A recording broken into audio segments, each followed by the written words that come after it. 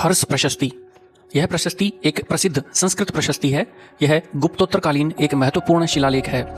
यह प्रशस्ति मुख्यतः हर्ष की उपलब्धियों, उसकी उदारता, धार्मिक नीति और साम्राज्य की महत्ता का वर्णन करती है।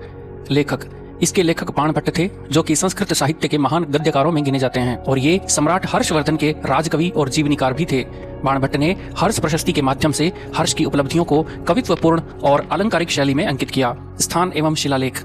यह प्रशस्ति बादल स्तंभ इलाहाबाद पिल्लर पर अंकित है। मूलतः अशोक द्वारा स्थापित अशोक स्तंभ पर कई शिलालेख अंकित किए गए हैं, जिसमें अशोक का शिलालेख, समुद्रगुप्त का प्रयाग प्रशस्ति और बाद में हर्ष की प्रशस्ति। इस प्रकार यह स्तंभ भारतीय इतिहास की निरंतरता का साक्ष्य है। विषय वस्तु। हर्ष प्रशस्ति में निम्नलिखित बातें मिलती हैं। हर्ष के वंश और पूर्वजों का वर्णन। हर्ष के पूर्वज पुष्यभूति वंश से थे। हर्ष के पिता प्रभाकर वर्धन और भाई राज्यवर्धन का वर्णन मिलता है। हर्ष का राज्यारोहण। राज्यवर्धन की मृत्यु के बाद हर्ष ने गद्दी संभाली। वह मात्र 16 वर्ष की आयु में सम्राट बने। साम्राज्य की महत्ता।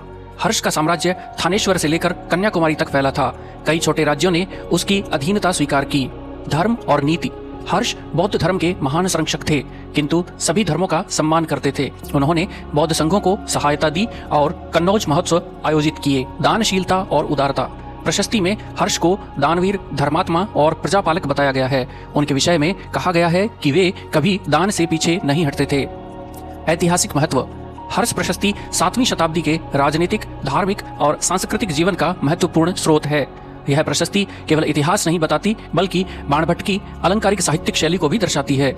इससे हमें पता चलता है कि हर्ष का साम्राज्य कितना बड़ा था, बौद्ध धर्म और संस्कृति को उन्होंने किस प्रकार संरक्षण दिया और भारत में उस समय राजा कवि की परंपरा कितनी मजबूत थी। साहित्यिक विशेषताएं। इस प्रशस्ति की भाषा अत्यंत अलंकारिक और काव्यात्मक है। उपमाएं, रूपक और अनुप्रास का सुंदर प्रयोग मिलता है। इतिहास के साथ साहित्यिक सौंदर्य का भी संगम है। निष्कर्ष। हर्ष प्रशस्ति भारतीय इतिहास और साहित्य दोनों की दृष्टि से महत्वपूर्ण है। यह न केवल हर्षवर्धन के शासन और व्यक्तित्व को उजागर करती है, बल्कि संस्कृत गद्य शैली की श्रेष्ठ परंपरा को भी प्रमाणित करती है।